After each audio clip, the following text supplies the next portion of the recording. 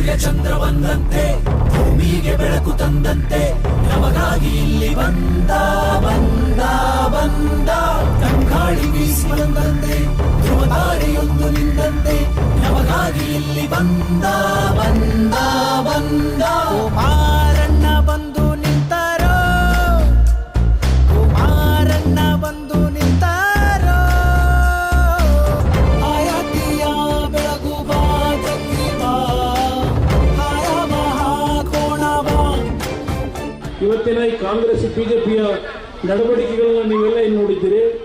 ಬೆಂಗಳೂರು ನಗರಕ್ಕೆ ಏನಾದರೂ ನಿಮಗೆ ಮೂಲಭೂತ ಸೌಕರ್ಯಗಳು ದೊಡ್ಡ ಮಟ್ಟದಲ್ಲಿ ಪ್ರಾಮಾಣಿಕವಾಗಿ ದೊರಕಿದ್ರೆ ಅದು ಜನತಾದಳದ ಸರ್ಕಾರ ಅಧಿಕಾರದಲ್ಲಿದ್ದಂಥ ಸಮಯದಲ್ಲಿ ಅಂತಕ್ಕಂಥದ್ದನ್ನು ನಿಮಗೆ ನೆನಪಿಸ್ಕೊಡ್ಲಿಕ್ಕೆ ಬಯಸ್ತೇನೆ.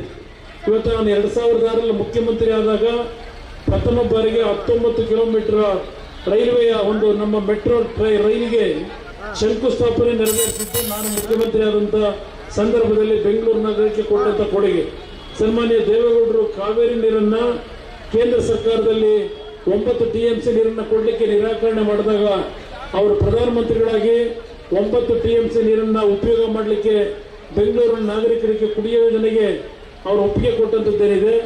ಅದರಿಂದ ಇವತ್ತು ಬೆಂಗಳೂರು ನಗರದ ನಾಗರಿಕರು ಕಾವೇರಿ ನೀರನ್ನು ನೋಡ್ತಾ ಇದ್ದಾರೆ. ಅದ್ರ ಜೊತೆಗೆ ದೇವೇಗೌಡರು ಪ್ರಧಾನಮಂತ್ರಿಗಳಿದ್ದಾಗ ಔಟರ್ ರಿಂಗ್ ರೋಡ್ಗೆ 90 ಎಕರೆ ನಮ್ಮ ರಕ್ಷಣಾ ಇಲಾಖೆ ಭೂಮಿಯನ್ನ ಕೊಟ್ಟಂತದ್ದಿರಬಹುದು. ಬೆಂಗಳೂರು ನಗರದ ಹಲವಾರು ಯೋಜನೆಗಳಿಗೆ ಜನತಾದಳದ ಸರ್ಕಾರ ಇದ್ದಾಗ ಯಾವುದೇ ರೀತಿಯ ಹಣವನ್ನು ದುರುಪಯೋಗ ಪಡಿಸಿಕೊಳ್ಳದೆ ಯಾವುದೇ ಭ್ರಷ್ಟಾಚಾರಕ್ಕೆ ಅವಕಾಶ ಕೊಡದೆ ಪ್ರಾಮಾಣಿಕವಾಗಿ ಏನು ಕೆಲಸ ಮಾಡಿದ್ದೇವೆ. ನಾನು ಬೆಂಗಳೂರು ನಗರದ ನಮ್ಮ ತಂದೆ ತಾಯಂದಿರು ಎಲ್ಲ ನಮ್ಮ ಅಂಗಡಿಗಳ ವೃತ್ತಿ ಮಾಡ್ತಕ್ಕಂಥ ನಮ್ಮ ವ್ಯಾಪಾರಸ್ಥರಿದ್ದೀರಿ. ನೀವೆಲ್ಲ ಇವತ್ತು GSTಯ ಒಂದು ಸಮಸ್ಯೆಗಳನ್ನು ಏನು ನೋಡ್ತಾ ಇದ್ದೀರಿ. ಇದೆಲ್ಲದಕ್ಕೂ ಎರಡು ರಾಷ್ಟ್ರೀಯ ಪಕ್ಷಗಳು ಕಾರಣ ಇದ್ದಾವೆ. ಬಡವರು ಬಡವರಾಗೇ ಇದ್ದಾರೆ, ಶ್ರೀಮಂತರು ಶ್ರೀಮಂತರಾಗ್ತಾ ಇದ್ದಾರೆ. ಬಿಜೆಪಿ ಆಡಳಿತವನ್ನು ಪ್ರತಿನಿತ್ಯ ನೋಡ್ತಾ ಇದ್ದಾರೆ. ಅವ್ರಿಗೆ ಯಾವುದೇ ರೀತಿಯ ಜನತೆಯ ಮೇಲೆ ಭಯ ಭಕ್ತಿ ಇಲ್ಲ. ಇವತ್ತು ಹಣ ಸಂಪಾದನೆ ಮಾಡ್ತಕ್ಕಂಥದ್ದು ಒಂದೇ ಇವತ್ತು ಯೋಜನೆಗಳ ಹೆಸರಿನಲ್ಲಿ ಈ ರಾಜ್ಯದಲ್ಲಿ ಲೂಟಿ ಆಗ್ತಾ ಇರತಕ್ಕಂಥದ್ದೇನಿದೆ. ಇವತ್ತು ಕಳೆದ 10 ವರ್ಷಗಳಿಂದ ಇವತ್ತು ಕಾಂಗ್ರೆಸ್ ಬಿಜೆಪಿ ಆಡಳಿತದಲ್ಲಿ ಬೆಂಗಳೂರು ನಗರದ ನಾಗರಿಕರಿಗೆ ಒಂದೇ ಒಂದು ನಿವೇಶನವನ್ನು ಸಹ ಕೊಡ್ಲಿಕ್ಕೆ ಈ ಸರ್ಕಾರದಲ್ಲಿ ಆಗಲಿಲ್ಲ. JDS ಬಾವುಟವ ಹಾರಿಸೋಣ ಬಾ JDS ಗೆಲ್ಲಿಸೋಣ ಬಾ ಬಾ ಬಾ ಕುಮಾರಣ್ಣ ಕುಮಾರಣ್ಣ ಕುಮಾರಣ್ಣ ಕುಮಾರಣ್ಣ ಕುಮಾರಣ್ಣ ಕುಮಾರಣ್ಣ. ಮನವಿ ಮಾಡ್ತಕ್ಕಂಥದ್ದು ನಿಮ್ಮ ತೆರಿಗೆ ಹಣ ಈ ಸರ್ಕಾರಕ್ಕೆ ಕಟ್ಟತಕ್ಕಂಥದ್ದೇನಿದೆ ಇದನ್ನ ನಿಮಗೆ ಬಳಕೆ ಮಾಡದೆ ಯೋಜನೆಗಳ ಹೆಸರಿನಲ್ಲಿ ಬೆಂಗಳೂರು ನಗರದಲ್ಲಿ ಕೆಲಸಗಳನ್ನೇ ಮಾಡದೆ ಗುಂಡಿಗಳನ್ನೇ ಮುಚ್ಚದೆ ಸಾವಿರಾರು ಕೋಟಿ ಹಣ ಲೂಟಿ ಹೊಡೆದು ಅದೇ ದುಡ್ಡನ್ನು ತಂದು ಇವತ್ತು ಚುನಾವಣೆಯಲ್ಲಿ ಕುಕ್ಕರ್ಗಳನ್ನು ಕೊಡೋದು, ತವಾ ಪ್ಲೇಟ್ಗಳನ್ನು ಕೊಡ್ತಕ್ಕಂಥದ್ದು, ಹಣ ಅಂತಕ್ಕಂಥದ್ದು, TV ಅಂತಕ್ಕಂಥದ್ದು, ಹೀಗೆ ಈ ಎರಡೂ ರಾಷ್ಟ್ರೀಯ ಪಕ್ಷಗಳಿಂದ ನಿಮ್ಮನ್ನು ಆಮಿಷಗಳನ್ನು ಒಡ್ಡಿ ನಿಮ್ಮ ದುಡ್ಡನ್ನೇ ನಿಮಗೆ ವಾಪಸ್ ಕೊಟ್ಟು ಈ ಚುನಾವಣೆಯಲ್ಲಿ ಮತ ಪಡೆಯತಕ್ಕಂಥ ಈ ರಾಷ್ಟ್ರೀಯ ಪಕ್ಷಗಳ ಬಗ್ಗೆ ಎಚ್ಚರಿಕೆಯ ತೀರ್ಮಾನವನ್ನು ತಾವು ಮಾಡಿ ಅಂತಕ್ಕಂಥ ಮನವಿಯನ್ನು ಸಲ್ಲಿಸಲಿಕ್ಕೆ ಬಯಸ್ತಾ ಇದ್ದೇನೆ. ಹಿಂದುಳಿದ ವರ್ಗಗಳ ನಮ್ಮ ನೇತಾರ ನೇತಾರ ಮಾರಣ್ಣನ ಬಲ್ಲೋರೆಲ್ಲ ಹಾಕ್ತಾರೆ ಜಯಕಾರ ಜಯಕಾರ. CM ಆದಾಗ ನೀಡಿದ ಆಡಳಿತ ಇಂದು ಕೂಡ ನೆನಪಿದೆ ಎಲ್ಲ. ಇವತ್ತು ಈ ಒಂದು ರಾಷ್ಟ್ರೀಯ ಪಕ್ಷಗಳಿಂದ ಅಭಿವೃದ್ಧಿ ಹೆಸರಿನಲ್ಲಿ ಹಣವನ್ನು ಲೂಟಿ ಮಾಡ್ತಕ್ಕಂಥದ್ದು ನಡೀತಾ ಇದೆ. ತಾವೆಲ್ಲ ಗಮನಿಸಿದ್ದೀರಿ. ಇವತ್ತು ಪತ್ರಿಕೆಗಳೆಲ್ಲ ತೆಗೆದರೆ ಯೋಜನೆಗಳ ಹೆಸರಿನಲ್ಲಿ ಸಾವಿರಾರು ಕೋಟಿ ಹಣವನ್ನು ಹೊಡಿತಾ ಇದೆ. ಇವತ್ತು ಬೆಂಗಳೂರು ನಗರದಲ್ಲಿ ಸರಿಯಾದ ರೀತಿಯ ಗುಂಡಿಗಳನ್ನು ಮುದ್ದೆ ಹಲವಾರು ಕುಟುಂಬದ ಅಮಾಯಕರು ಬಲಿಯಾಗಿರ್ತಕ್ಕಂಥದ್ದಿರ್ಬೋದು. ಅದೇ ರೀತಿಯಲ್ಲಿ ಮಳೆಗಾಲದಲ್ಲಿ ಕೆಲವೊಂದು ಸಮಸ್ಯೆಗಳನ್ನು ಬೆಂಗಳೂರು ನಗರದಲ್ಲಿ ಇವತ್ತು ಎದುರಿಸ್ತಾ ಇದ್ದೇವೆ. ಇದೆಲ್ಲದಕ್ಕೆ ಈಗಿನ ಸರ್ಕಾರದಲ್ಲಿ ಮೂಲಭೂತ ಸೌಕರ್ಯಗಳು ಅಂತಕ್ಕಂಥ ಹೆಸರಿಗೆ ಮಾತ್ರ ಯೋಜನೆಯನ್ನು ಘೋಷಣೆ ಮಾಡಿ ಅದರಲ್ಲಿ ಬರ್ತಕ್ಕಂಥ ಕೆಲಸವನ್ನೇ ಮಾಡಿದೆ. ದುಡ್ಡನ್ನು ಲೂಟಿ ಮಾಡಿ ಕೋಟ್ಯಾಂತರ ರೂಪಾಯಿ ಹಣವನ್ನು ಲೂಟಿ ಮಾಡಿ ಇವತ್ತು ನಿಮಗೆ ಫ್ರಿಡ್ಜ್ಗಳನ್ನು ಕೊಡ್ತಾರೆ, ಟಿವಿಗಳನ್ನು ಕೊಡಲಿಕ್ಕೆ ಇವತ್ತು ಚುನಾವಣೆಯಲ್ಲಿ ಮತ ಪಡೆಯಲಿಕ್ಕೆ ಕೊಡ್ತಕ್ಕಂಥ ಕಾರ್ಯಕ್ರಮ, ಕುಕ್ಕರ್ಗಳನ್ನ ಇರ್ತಕ್ಕಂಥದ್ದು, ಈ ರೀತಿಯ ಒಂದು ಆಮಿಷಗಳನ್ನು ಒಡ್ಡಿ ನಿಮ್ಮಿಂದ ಮತ ಪಡೆದು ಮತ್ತೆ ನಿಮ್ಮ 5 ವರ್ಷ ನಿಮ್ಮಗಳನ್ನ ಬಡತನದಲ್ಲಿ ಇಡ್ತಕ್ಕಂಥದ್ದು. ಕಾರ್ಮಿಕ ಬಡವ ಬಲ್ಲಿದ ಯಾರು ಕೂಡ ಮೆಚ್ಚಿದ ಜನಮೆಚ್ಚಿದ ಜಗಮೆಚ್ಚಿದ ಜನಮೆಚ್ಚಿದ ಜನಮೆಚ್ಚಿದ ಶ್ರೀ ಕುಮಾರಣ್ಣ ನ್ಯಾಯಕ್ಕೆ ತಲೆಬಾಗಿದ ತಲೆಬಾಗಿದ ಕುಮಾರಣ್ಣ ಬಂದು ನಿಂತರೋ. ನಾನು ಹರದನಹಳ್ಳಿ ದೇವೇಗೌಡ ಕುಮಾರಸ್ವಾಮಿ ಎಂಬ ಹೆಸರಿನ ಕರ್ನಾಟಕ ರಾಜ್ಯದ ಮುಖ್ಯಮಂತ್ರಿಯಾಗಿ ಎಲ್ಲಾ ಬಗೆಯ ಜನರಿಗೆ ಸಂವಿಧಾನಕ್ಕೆ ಮತ್ತು ಕಾನೂನಿಗೆ ಅನುಸಾರವಾಗಿ ನ್ಯಾಯವಾದದ್ದನ್ನೇ ಮಾಡುತ್ತೇನೆಂದು ದೇವರ ಹೆಸರಿನಲ್ಲಿ ಹಾಗೂ ಕನ್ನಡ ನಾಡಿನ ಜನತೆಯ ಹೆಸರಿನಲ್ಲಿ ಪ್ರಮಾಣ ಮಾಡುತ್ತೇನೆ. अस्सलाम वालेकुम वरहमतुल्लाहि वबरकातुह। इसलिए कि कश्मीर की वादी से लेकर कन्याकुमारी की सरहदों तक हिंदुस्तान गुलामी की जंजीरों में जकड़ा हुआ था और गुलामों को अपनी राय देने का हक तारीख के तनाजुर में कभी भी नहीं रहा। इस मुल्क की आजादी में हिंदू मुस्लिम सिख ईसाई सबने अपनी ताकत झोंक दी। मालूम नहीं कितने हिंदू मुसलमान बच्चों का यतीमी का दिन उन बच्चों को देखना पड़ा, तब ये देश आजाद हुआ। अब हिंदुस्तान की आजादी के बाद इस मुल्क के सेकुलर फंडामेंटल राइट्स ने आपको वोट देने का हक दिया। अब कोई अपनी मर्जी से आपके बगैर सरकार नहीं बना सकता। हिंदुस्तान के कॉन्स्टिट्यूशन ने तुम्हारी हैसियत सिर्फ चौकीदार की बनाई है और ये लोग लाख जमीन पे बैठे, इनकी हैसियत जमींदार की बनी है। ये जमींदार तय करेगा कि इसका चौकीदार कैसा होना चाहिए, वरना बैठा करो चौकी पर, तुम्हारे बैठने का कोई मतलब नहीं होता। आप हैं इस देश के जमींदार। बीजेपी भी आएगी, कांग्रेस भी आएगी और आज हमारी जनता दल सेकुलर भी आपसे वोट मांगने आपके दरवाजे पे खड़ी है। तय आप ही को करना है। बीजेपी भी आकर अपनी बात करेगी, कांग्रेस भी आकर अपनी बात करेगी, जनता दल और श्री कुमारस्वामी भी आकर के अपनी बात करेंगे। सबकी बातें आप सुनोगे। आप हिंदुस्तान की सबसे बड़ी अदालत हो, आप हिंदुस्तान की सबसे बड़ी कोर्ट हो। सुप्रीम कोर्ट के पास भी वो पावर नहीं है जो पावर आपके पास है। इसी तरह इलेक्शन का एक दिन है और सिलेक्शन आपको करना है। बातें आप सबकी सुनेंगे, फैसला महफूज रखेंगे। जिस दिन आपको वोटिंग करनी होगी उस दिन आप अपना फैसला सुना देंगे, कौन सी पार्टी जीतेगी और कौन सी पार्टी हारेगी। बीजेपी ने क्या किया वो आपको मालूम है, कांग्रेस ने क्या किया वो भी आपको मालूम है, जनता दल सेकुलर ने क्या किया वो भी आपको मालूम है। अब आगे ये लोग क्या करना चाहते हैं वो भी आपको पता है।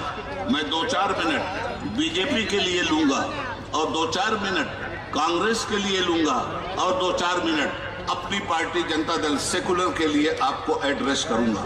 आज भी बीजेपी कर्नाटक में अपनी हुकूमत बनाए हुए, मगर अब उसका सिंहासन लरसने लगा है। हिंदुओं और मुसलमानों ने मिलकर इस देश को आजाद करवाया था।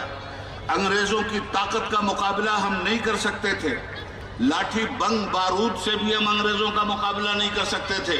तो हिंदुस्तान में अंग्रेज क्या कर रहा था दोस्तों? अंग्रेज कुछ गद्दार हिंदुओं को खरीदे हुए था और कुछ गद्दार मुसलमानों को खरीदे हुए था। गद्दार मुसलमानों से गाय कटवा कर मंदिरों में डलवाता था और गद्दार हिंदुओं से सुअर कटवा के मस्जिदों में डलवाता था और हिंदू मुस्लिम को लड़ाता था।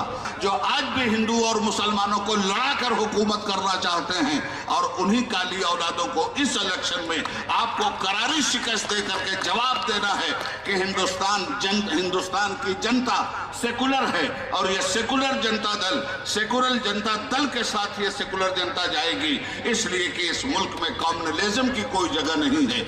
या लाठी बनकर निकलेगा आपका वोट जो डसने वाले सांप का सर कुचल देगा। जब तक आपका वोट पेटी में है, पेटी के पेट में है, तब तक कोई इनकलाब बाहर नहीं आता। ರಾಜಯೋಗ ಪಡೆದಿರುವಂತಹ ಮುಂದಿನ ಮುಖ್ಯಮಂತ್ರಿ ಆಗುವಂತಹ ನಿಮ್ಮ ನಮ್ಮ ಅಣ್ಣವರಾದ ಶ್ರೀಮಾನ್ कुमार अन्नावरे, हमारे आगे चैलेंज 2 टीम है। एक टीम बीजेपी, दूसरी टीम कांग्रेस। कांग्रेस तो यही समझती है कि हम मुसलमान को गुट्टी चिटा के पैदा किए हैं और ये मुसलमान हमारी पार्टी का गुलाम है। इस गलतफहमी में कांग्रेस आज तक है। इसलिए इस देश के मुसलमानों को कांग्रेस ना कभी आगे आने दी ना देने वाली है। मैं दावे से कह सकता हूं, क्योंकि ये लोग ने 1947 से लेके आज तक मेरी कौम को गला दबा के दोस्त और हमदर्द बन के मुसलमान कौम को खत्म करने वाली कोई पार्टी है तो वो है कांग्रेस। खुला दुश्मन बीजेपी। लोग कहते हैं कांग्रेस के कि अगर तुम जनता दल को वोट दोगे तो कांग्रेस आ जाए, सॉरी बीजेपी आ जाएगी। अरे आ गई। क्या कर लिया ये लोग ने? जो करना था वो किए ये लोगों ने। नकाब पे पाबंदी, बुरखे पे पाबंदी, खाने पे पाबंदी, गोश्त पे पाबंदी, हलाल पे पाबंदी, झटके पे पाबंदी, पता नहीं लोग ने क्या क्या पाबंदी किए। अगर इनका बस चले तो ये मुसलमानों के निकों पे भी तक पाबंदी लेके आएंगे। बीजेपी के केंद्र सरकार की आंखों में आंखें डाल के बात कर सकते हैं तो ये हमारी पार्टी के सदर साहब जो कि श्रीमान देवे गौड़ा जी, जिन्होंने सेक्युलरिज्म की आहद ली थी और आज तक कायम है, वो श्रीमान देवे गौड़ा जी, उनकी आंखों में आंखें डाल के देख सकते हैं। ಅತ್ಯಂತ ಪವಿತ್ರವಾದಂಥ ಒಂದು ತಿಂಗಳ ಉಪವಾಸದ ರಂಜಾನ್ ಹಬ್ಬವನ್ನು ಆಚರಣೆ ಮಾಡ್ತಕ್ಕಂಥ ನಾಳೆಯ ದಿನದಿಂದ ಪ್ರಾರಂಭ ಆಗ್ತಕ್ಕಂಥ ಈ ಸಂದರ್ಭದಲ್ಲಿ ನಿಮ್ಮ ಕುಟುಂಬಗಳು ಉತ್ತಮವಾದ ಬದುಕನ್ನು ಪಡೀತಕ್ಕಂಥದ್ದಕ್ಕೆ ಅಲ್ಲಾಹನಿಗೆ ಪ್ರಾರ್ಥನೆಯನ್ನು ಸಲ್ಲಿಸಿ, ಯುಗಾದಿ ಹಬ್ಬವೂ ಸಹ ನಾಳೆ ದಿನ ಹಿಂದೂ ಧರ್ಮದ ಆಚರಣೆ. ಯುಗಾದಿ ಹಬ್ಬವನ್ನು ಆಚರಣೆ ಮಾಡ್ತಕ್ಕಂಥ ನಮ್ಮ ಬಂಧುಗಳಿಗೂ ನಾನು ಈ ಸಂದರ್ಭದಲ್ಲಿ ಯುಗಾದಿ ಹಬ್ಬದ ಶುಭಾಶಯಗಳನ್ನು ಹೇಳಿ, ಇವತ್ತಿನ ಎರಡೂ ರಾಷ್ಟ್ರೀಯ ಪಕ್ಷಗಳಿಗೆ ಈ ಧರ್ಮದ ಹೆಸರನ್ನ ರಾಜಕಾರಣದ ಮುಖಾಂತರ ಒಂದು ಕಡೆ ಕೋಮು ಶಕ್ತಿಗಳು, ಮತ್ತೊಂದು ಕಡೆ ನಾವು ಸೆಕ್ಯುಲರ್ ಅಂತಕ್ಕಂಥ ಹೆಸರನ್ನ ಹೇಳ್ಕೊಂಡು ನಿಮಗೆ ಇರ್ತಕ್ಕಂಥ ಸಮಸ್ಯೆಗಳಿಗೆ ಪರಿಹಾರವನ್ನು ಯಾರೂ ಕೊಡ್ತಾ ಇಲ್ಲ.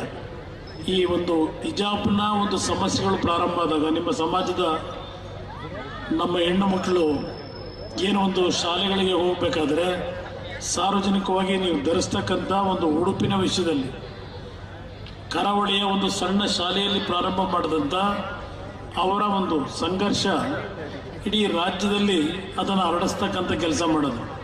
ಒಂದು ಸರ್ಕಾರ ಜನಪರವಾದಂಥ ಕೆಲಸವನ್ನು ಮಾಡಬೇಕು. ಆದರೆ ಈಗಿನ BJP ಸರ್ಕಾರದಲ್ಲಿ ಯಾವುದೇ ಜನಪರವಾದಂಥ ಕಾರ್ಯಕ್ರಮಗಳು, ಬಡವರ ಸಮಸ್ಯೆಗಳಿಗೆ ಪರಿಹಾರ ಇಲ್ಲ, ಅಭಿವೃದ್ಧಿ ಇಲ್ಲ.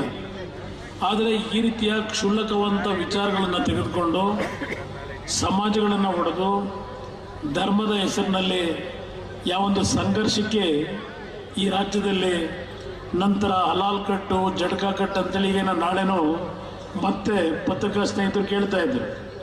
ಪುನಃ ನಾಳೆ ದಿನ ನಮ್ಮಲ್ಲಿ ಯುಗಾದಿ ಹಬ್ಬ ಏನು ಪ್ರಾರಂಭ ಆಗ್ತಾ ಇದೆ, ಯಾರು ಹಲಾಲ್ ಕಟ್ಟನ್ನು ತೆಗೆದುಕೋಬೇಡಿ, ಓನ್ಲಿ ಜಡ್ಕಾ ಕಟ್ಟನ್ನು ತಗೋಬೇಕು ಅಂತ ಹೇಳಿ ಈಗಾಗಲೇ ಶುರು ಮಾಡಿದ್ದಾರೆ. ಇದು BJPಯ ನಡವಳಿಕೆಗಳು. ನಮ್ಮ ಒಂದು ಕಟ್ಟುನಿಟ್ಟಿನ ನಡವಳಿಕೆ ಏನಿದೆ ಅದು ನಮ್ಮಗಳಿಗೆ ಸೇರಿದಂಥದ್ದು. ಅದನ್ನು ಬೀದಿಗೆ ತಂದು ಬೀದಿಯಲ್ಲಿ ಈ ರೀತಿಯ ಕ್ಷುಲ್ಲಕವಾದಂಥ ವಿಷಯಗಳ ಮುಖಾಂತರ ರಾಜಕಾರಣದಲ್ಲಿ ಪಕ್ಷವನ್ನು ಬೆಳೆಸಬೇಕು ಅಂತಕ್ಕಂಥ ಈ ರೀತಿಯ ಮನೋಭಾವದ ವ್ಯಕ್ತಿಗಳನ್ನು, ಪಕ್ಷಗಳನ್ನು ಇವತ್ತು ದೂರ ಇಡತಕ್ಕಂಥ ಕೆಲಸ ನಮ್ಮ ರಾಜ್ಯದಿಂದ ಪ್ರಾರಂಭ ಆಗಬೇಕು. ಇವತ್ತು ನಾನು ಹೇಳ್ತಕ್ಕಂಥದ್ದು, ಕಳೆದ ಬಾರಿ ನಮ್ಮ ಬಗ್ಗೆ ಕಾಂಗ್ರೆಸ್ನ ನಾಯಕರುಗಳು ನಾವು BJPಯ B ಟೀಮ್ ಅಂತ ಹೇಳಿದ್ರು. ಇವತ್ತು JDSಗೆ ನೀವು ಮತ ಕೊಟ್ಟರೆ, ಕಾಂಗ್ರೆಸ್ಗೆ ಮತ ಕೊಟ್ಟ ಹಾಗೆ ಇದು ಕಾಂಗ್ರೆಸ್ B ಟೀಮ್ ಅಂತಕ್ಕಂಥದ್ದು ಅಮಿತ್ ಶಾ ಬಂದಿಗೆ ಭಾಷಣ ಮಾಡ್ತಾ ಇದ್ದಾರೆ. ರಾತ್ರಿ 12:30 1 ಗಂಟೆ ಸಮಯದಲ್ಲೂ ನಮ್ಮ ಮುಸಲ್ಮಾನ್ ಸಮಾಜದ ನನ್ನ ಸಹೋದರಿಯರು ಬಂದು ಅವರು ನಮಗೆ ಆಶೀರ್ವಾದ ಮಾಡ್ತಕ್ಕಂಥದ್ದನ್ನು ನಾನೇನು ಪ್ರತಿನಿತ್ಯ ಕಾಣ್ತಾ ಇದ್ದೇನೆ. ಇವತ್ತು ಈ ರಾಜ್ಯದಲ್ಲಿ ಈ ಒಂದು BJPಯ ದುರಾಡಳಿತ ಏನಿದೆ ಅದರ ವಿರುದ್ಧ ಇವತ್ತು ಎಲ್ಲ ಸಮಾಜಗಳಲ್ಲಿ ಏನೊಂದು ಆಕ್ರೋಶ, ಅಸಮಾಧಾನ ಇದೆ. ಒಂದು ಅವಕಾಶವನ್ನು ಅಲ್ತಾಫ್ ಅವರಿಗೆ ತಾವು ಆಶೀರ್ವಾದ ಮಾಡಿದ್ರೆ ಅದು ನನಗೆ ವೈಯಕ್ತಿಕವಾಗಿ ಶಕ್ತಿ ತುಂಬದಾಗಿದೆ. ಇವತ್ತು ನಾನು ಯಾವುದೇ ಸಮಾಜಗಳಿರಲಿ ಜಾತಿಯ ಹೆಸರಿನಿಂದ ಮತವನ್ನು ಕೊಡಿ ಅಂತ ಹೇಳೋದಿಲ್ಲ. ಇವತ್ತು ಉತ್ತಮವಾದ ಸರ್ಕಾರವನ್ನು ತರಬೇಕು ರಾಜ್ಯದಲ್ಲಿ.